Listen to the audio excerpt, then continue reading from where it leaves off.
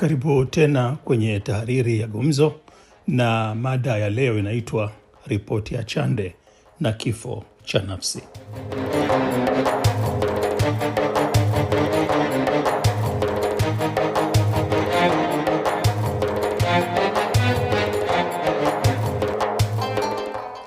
Kwenye 10 la mwisho la mwezi uliopita wa Aprili, tume ya Jaji Othman Chande iliyoteuliwa na Rais Samia Suluhu Hassan kuchunguza matukio yaliyojiri wakati na baada ya uchaguzi wa Oktoba 2025 iliwasilisha ripoti yake, na vyema tukumbuka kwamba tangu mwanzo tume hiyo ilitakiwa kuchunguza vurugu, nayo ikahitimisha na msamiati huo wa vurugu. Licha ya uchache wa takwimu za vifo vya hizo ziitwazo vurugu zinapolinganishwa na uhalisia wa vilio mitaani, ripoti hiyo imeweka alama ya kudumu katika historia ya Tanzania. Imetuambia kuwa kwa uchache watu 518 waliuawa ndani ya kipindi cha siku 3 tu. Maana yake ni kuwa zaidi ya watu 170 waliuawa kwa siku, sawa na zaidi ya watu 7 kwa kila saa. Ukweli huu unatudai tujiulize swali moja muhimu: ni kiumbe gani huyu mwenye uwezo wa kutoa uhai wa binadamu mwenzake kwa kiwango cha ajabu kama hiki? Mahesabu ya vifo hivi, hata kama hayafanani na uhalisia wanaolilia watu mitaani na majumbani mwao, si takwimu tu. La, huu ni ushahidi wa kuwepo wa kundi la watu ambao tayari ndani ya nafsi zao kabisa kulikuwa na kitu fulani cha thamani kimekwisha kufutika kabla ya risasi ya mwanzo kulia. Kwa maneno mengine, Jaji Chande, ama ukusudia ama kwa bahati mbaya, ametuambia kuwa kuna kile kinachoitwa kifo cha ndani kimetokezea ndani ya mfumo nchini Tanzania. Awe yoyote aliyehusika na mauaji haya katika ngazi yoyote kwenye mfumo huo, ile ya chini kabisa ama ile ya juu kabisa, awe kwenye ofisi ya umma ama awe mtaani, huyu ni mtu ambaye alishakufa ndani yake.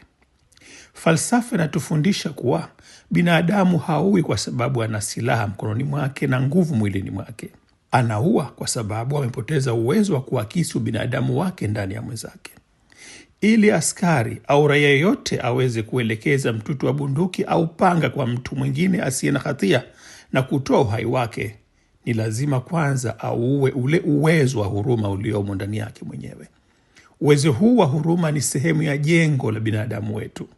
Sisi Waislamu tunaita fitra, kwamba kila mmoja amezaliwa na hiyo dhana ya kuwa mwema, kuwa na huruma, kuwa karibu na rehema ya Mungu. Lakini kifo hiki cha nafsi hutokea pale mtu anapojivua binadamu wake mwenyewe, kwa maana nyingine anapojiua nafsini mwake. Akifika umbali huo, kwa sababu yoyote ile iwayo, mbele yake huwa hamuoni tena binadamu mwenzake.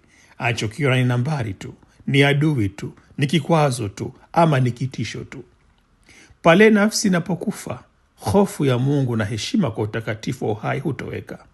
Muuaji anakuwa dubwana tu, nyangarika linaloendeshwa na amri au itikadi, huku roho yake ikiwa imeshasitishwa kitambo sana. Wastani wa vifo 170 kwa siku ni kasi na uhitaji ufundi wa kipekee. Huwezi kufikia kasi hiyo kama bado una uwezo wa kusikia sauti ya dhamiri ndani yako. Kwa vyote vile, waliohusika na mauaji haya, wale walioamuru, wale walioyapanga, wale walioyatekeleza na wale wanaoyatetea ama kuyadogosha, ni majitu yaliyokufa ndani yao, hata kama nje yao yanaonekana kutembea na kuvuta pumzi. Kifo chao si cha kuvikwa sanda na kufunikwa udongo ardhini, bali ni hicho kifo cha dhamiri. Dhamiri ndilo chungio la mwisho la matendo ya binadamu. Wakati chungio hili linapotoweka, mauaji yanageuka kuwa kazi ya kawaida tu. Wakati mwingine huambiwa hali isiyoepukika, ama wahanga wa mauaji hayo huitwa wa bahati mbaya wasiokusudiwa, collateral damage.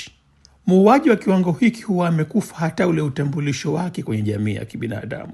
Huwa hajioni tena kuwa sehemu ya jamii hiyo, hata kama anaweza kuonekana akiishi nayo, akishiriki shughuli zao, akizaa na kulea familia yake mwenyewe. Yeye huwa hayupo tena hapo. Anaiangalia jamii kama chombo cha maangamizi ambacho kinaweza kumwangamiza yeye, na hivyo bora akiwahi na mapema kukimaliza kabla ya kummaliza. Bahati mbaya ni kwamba nusu na robo ya vidole vya Jaji Chande vinaelekea kwa serikali na taasisi zake pale anapotaja vile anavyosema ni vyanzo au sababu ya yaliyojiri: utawala mbovu, ukosefu wa haki, ufisadi, demokrasia hafifu, chaguzi za magube, ugumu wa maisha unatokana na zigo la kodi na tozo na ukosefu wa ajira. Hii inamaanisha kuwa kifo hiki cha nafsi haikutokea kwa bahati mbaya, kiliratibiwa. Ili mfumo uweze kuua watu wake wenyewe, ni lazima uwe umefanikiwa kuziua nafsi za wale wanaotumikia mfumo huo kwenye viwango vyote vile viwavyo, vya juu kabisa hadi vya chini kabisa. Wauaji wa Oktoba 2025 walikufa nafsini mwao pale walipoamua kuwa utii kwa mfumo huo ni bora kuliko utakatifu wa damu. Hili neno mfumo unaweza kulipa fasilio yote utakayo, lakini usiliache likamaanisha kitu au kikundi kimoja tu. Mfumo hubeba vingi, hubeba mengi na wengi ndani yake. Lakini la kusisitiza ni kuwa wauaji wa Oktoba 2025 walikufa pale walipokubali kuwa mfumo ni mzimu unaohitaji kafara ya damu ya wasio na hatia ili uendelee kuishi na kupata nguvu zake. Jamii inayoongozwa au kulindwa na watu waliokufa nafsi zao iko hatarini kutoweka. Mtu aliyekufa nafsini hana breki. Kwake kifo cha mtoto, cha mwanamke au cha mzee ni tukio la kawaida au hitilafu ya kiufundi tu. Niliwahi kuandika shairi ninaloliita Mie Zombi. Kujinukuu si jambo sahihi kwenye uwanja wa taaluma, lakini kwa kuwa mie si mwana taaluma na taasafu hapa kuinukuu sehemu ya shairi hilo ili kuipa uzito nukta hii. Linasema hivi: mama aliponizaa alidhani kazaa mtu, akanilea nikue, akanifunza ili niwe binadamu si mwewe, bali mara akazuka nduli akaja kunitwaa. Nduli kanitwaa kwetu porini akanipeleka, kanigeuza nyama mwitu, kauvunja wangu utu, kichwani kaweka vitu, unga na bangi na pombe, akasema ndiyo dini.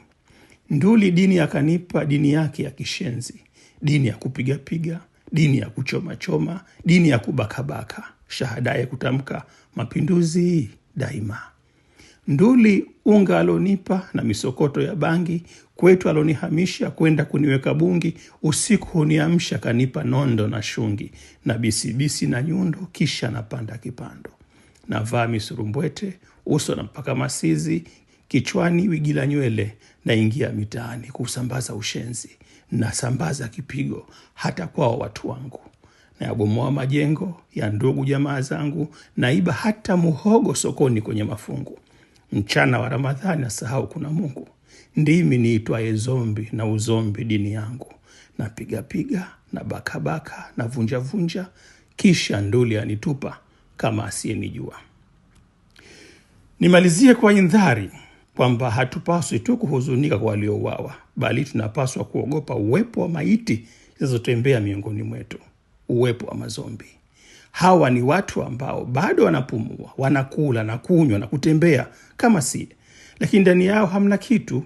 Ni maganda matupu ya binadamu yaliyobeba roho za mauti. Ni maiti kwenenda, manyangarika, madubwana.